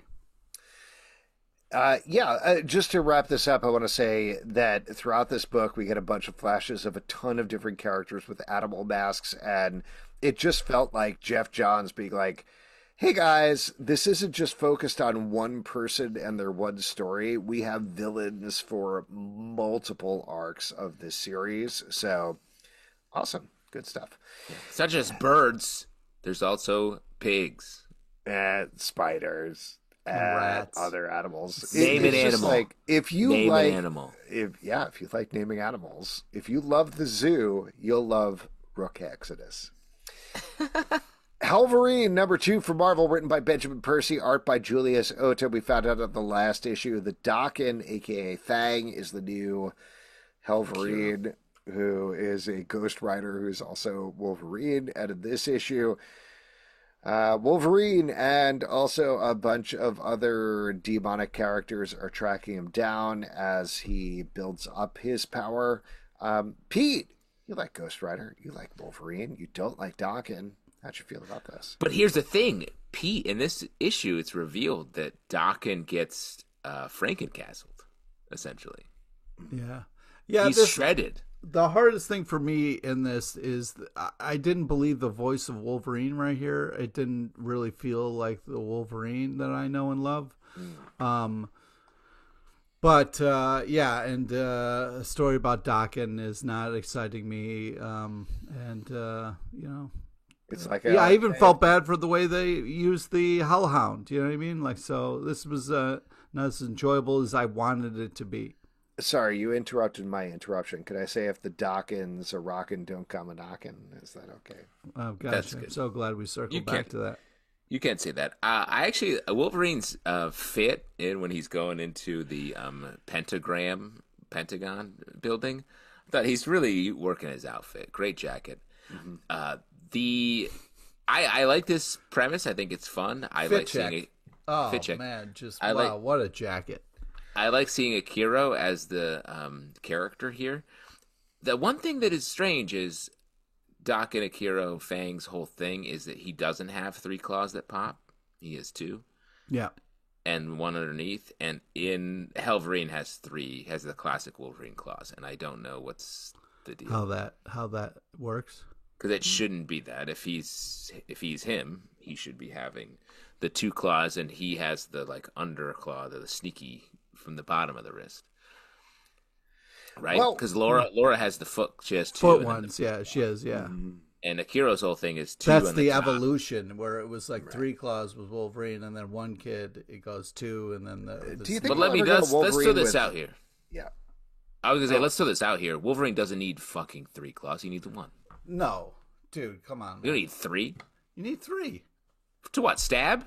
1? No, because you Yeah. can like go. You can go 1 up. You can go maybe 2 up. Because sometimes they'll put it underneath someone's neck and go claws on either Oh, side. has he ever done that before? I would love to see that in a comic book. What does he do with the 3rd one? Oh, are you jaded? Have you been reading too many comics for too long?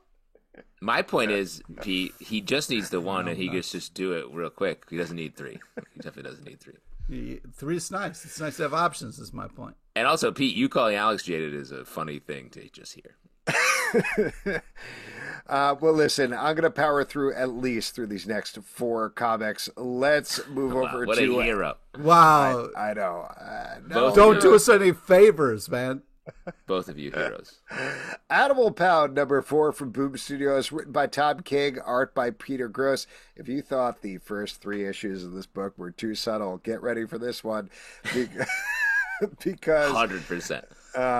oh my God, in this issue we've been following a bunch of dogs, bunch of cats, and a bunch of buddies who are living in Don't a forget pound the together. rabbits, They're man. running it, and a very dumb dog has taken over as president, ate a rabbit at the end of the last issue. In case you weren't clear on that dog being Donald Trump, that dog is 100% straight up Donald Trump in this issue. It's clear that the eating the rabbit was the I could shoot somebody in Fifth Avenue and nobody would care thing. It was spun out to its logical conclusion. Everything is 1-to-1 with the election that we're heading into right now in a wild way. Justin, go ahead. Wait, Your burst and of- I still, it definitely puts the satire on Front Street here in a way I was like, oh, I didn't expect you to go so hard at it. But I still think the blending of the Animal Farm satire about communism with the satire about our modern politic, even though you're sort of doing it 1-to-1, like you're saying, that's a hard pull. That's a hard thing to connect, and I think Tom King does a great job of that. And there's still just great moments that are pretty chilling. That at the end of this issue was really well done, and the fact that this is relevant literally right now, but was written and drawn, probably 4 or 5 months ago, still feels like a nice synergy of being prescient about politics while writing a book that is a thinly veiled Donald Trump criticism. I was hoping at the end you could buy like a little golden shoes. You know what I mean? I Doggy just felt, shoes. Yeah, little doggy shoes. This really is like, for me, I felt like it was Animal Farm meets Lord of the Flies. I just think that this is really disturbing in a lot of different ways here. And there's this kind of theme right now with like, what is it, Feral and this, where we're kind of getting these like dark kind of animal stories where everybody's like, look at these cute, adorable things, but how fucked up that it gets so fast. So I guess my main question with this is I want to see what this is saying, because right now it feels like, particularly in this issue, it's presenting it. It's like, see, this is what's happening in the world. I think what it's clearly saying is if dogs could talk, you'd hate them. Sure. Well, I mean, to your point, Alex, I think Animal Farm landed in a pretty like get it way. Yeah. So like this is definitely following that, but the fact that there's another issue, because I do think the end of this issue, I was like, that could have been it, and that sort of is the way Animal Farm ends. Animal Farm ends with like, this is the most embarrassing version of saying spoiler is to spoil a book from like this 50s. But Animal Farm ends with like, they look at the pigs and they can't tell the difference between the pigs and the humans because they've taken over the farm. Right. A communist metaphor. And this issue ends in that same way, I thought, in this new politic version. but there's more to come. So, like, who knows? I'm excited. Yeah, for sure. You can't really judge this, I think, until we've seen what the conclusion is, but there you go. X-Men Heir to Apocalypse #2 from Marvel, written by Steve Fox, art by Netho Diaz. Talking about avoiding the premise of a book, the setup 45, here. it was 1945 Animal Farm. Sorry. 45. Oh, wow. Wow. The premise of this book was Apocalypse gathers 12 people to become his heir. In the end of the first issue, Genesis, is it? Holocaust? Yep, Genesis. Genesis attacks, and all of the X-Men and other characters fight back. That's sort of part of the test, but not really. It's not part of the Hunger Games thing that they're in. A couple of them, ostensibly, as far as we know, die in this issue. Oh, sorry, Genocide. Thank you. Genesis And is the band. then we pick up with something else past this. It's weird to me that they were like, Hunger Games contest, but with 12 X-Men. They're like, nope, not doing that at all. 100% moving away from this thing. And I don't mind the action here. I think there's some fun Mr. Sinister moments that are dark and upsetting throughout the book. But I don't know. I really am enjoying the fact that they're using the same font from the old Age of Apocalypse story they did back in the day. So that was for me very enjoyable about this. But yeah, this is upsetting and fucked up in a lot of different ways, especially the way that Mr. Sinister can just walk up behind people and casually just tap them and then murder them. I feel like a book like Avengers Arena from back in the day did this premise in a better way, where you got to sort of be with the characters. In this, each new X-Man is introduced, sort of parse out over the whole issue, and it's sort of like, oh, it's just like watching someone play a video game where you're just like, you don't connect with any of it. And so I think maybe there's room for that, but it's weird that Apocalypse is sort of the main character, and the book is written to be like, isn't he cool that he gets to decide who dies all the time? I'm like, usually heroes are on the other side of that. I also just don't buy that most of these characters would be like, oh, you attacked Krakoa recently and we all fought you. You want to throw me in a death match with my friends? Sounds good. Let's go.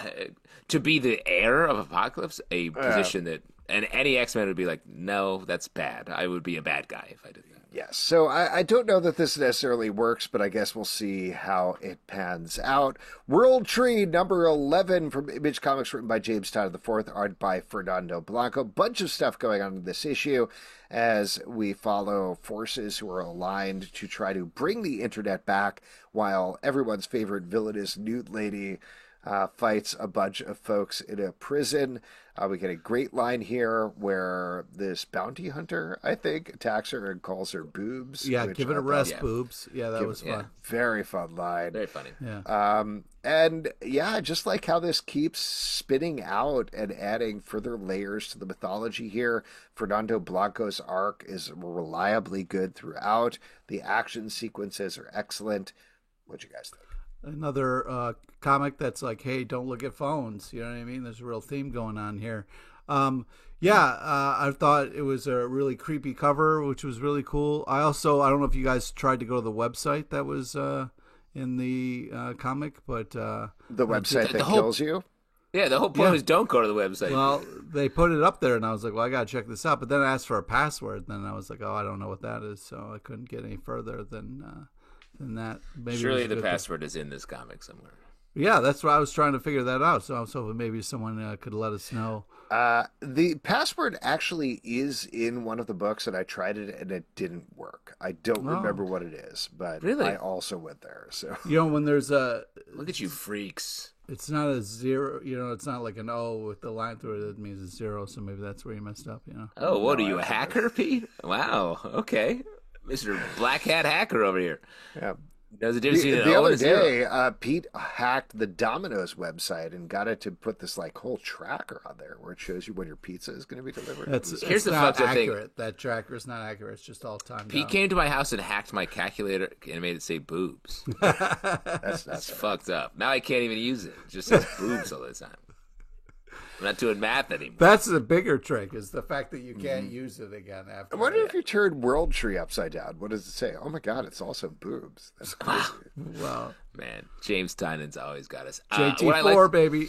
What I liked about this issue specifically is it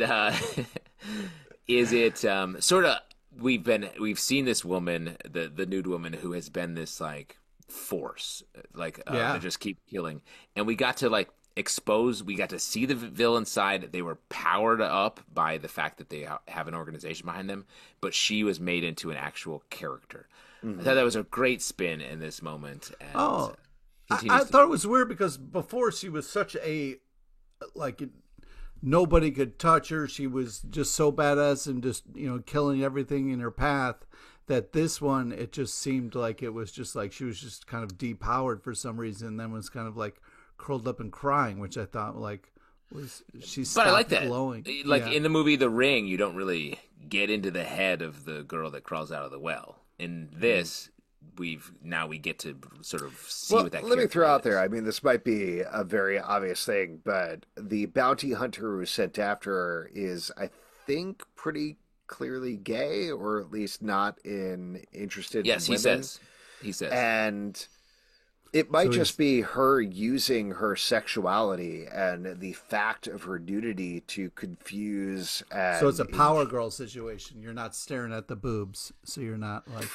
Yeah, well, I think it's a pornography, an internet it's pornography. Very, very large boob window that covers her entire body. But yes, but yeah, I mean, I think like maybe that's the idea. There is he's like, no, I won't be tricked by this thing. Leave me alone. I'm not interested in phones. I'm not interested in your female sexuality. Leave me alone, so he can take her down. Maybe that's what they're going for. There. I don't know. Yeah, okay. I think that's it. Last and maybe least, I guess we'll see, The Spectacular Spider-Man #4 from Marvel, written by Greg Weisman, art by Humberto Ramos.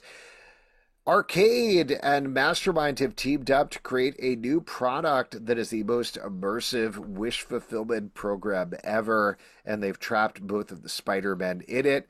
Gotta say, reading this book, it didn't necessarily bring together the disparate elements that I've been having problems with over the first 3 issues, but it mostly made me very annoyed at Arcade and Mastermind having a very good business plan that they screw up immediately by throwing heroes into the mix. And I was like, come on, guys. You had a good idea. You could have kept this going for a while. What are you doing? It was kind of meta, where you're kind of sitting in on the pitch meeting of this book, where they're like, "Here's our idea," Mm-hmm. And I thought that was kind of an interesting way to start, and kind of funny, because I was like, "Oh, this is kind of like them being like, hey, I got this idea for a comic," and we're kind of seeing the pitch a little bit, which I thought was cool.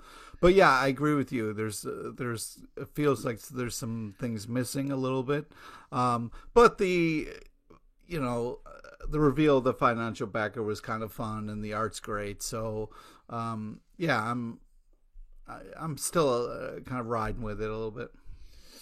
I think this book is weirdly in the middle. Like, it feels like there's so many fun ideas here. It should just commit to the fun. But instead, they're still, like, gesturing toward continuity, where we have this thing where, like, it's weird. These 2 Spider-Man won't say their last names. I was like, what? Why are you saying, like, of course you could find out who they are. Why are you adhering to this weird continuity thing when you could just commit to the fun of this and have it be a wild Spider-Man book, in which it felt like that's what they were going for with the barista stuff in the first couple of issues. Yeah, the barista stuff was fun. So, like, I don't know. I wanted to just go hard in the fun direction rather than trying to stay in these lines the continuity lines. I mean, Humberto Ramos's art is absolutely glorious. Yeah. It's good stuff. There's some fun bits throughout, but I don't know if this book is exactly working for me. Sour note to end on, but if you'd like to support this podcast and all the podcasts we do, patreon.com/comicbookclub. Also, we do a live show every, Tuesday night at 7 p.m. to Facebook. Did you die? the Facebook and YouTube, come hang out. We would love to chat with you about comic books. It's just a Apple, ghost now. Spotify, Android, and woo, the app of Still your doing choice. it, though. It's App still of your committed. boo. I don't know, at Comic Book Live on Twitter /X, Comic Book Club Live on TikTok and Instagram, comicbookclublive.com for this podcast and many more. Until next time, we'll see you in hell. Helverine. Would you guys mind? I need a little Energon, but my port's in my butthole. Join Alex, Justin, every Tuesday night, once a week, that blow your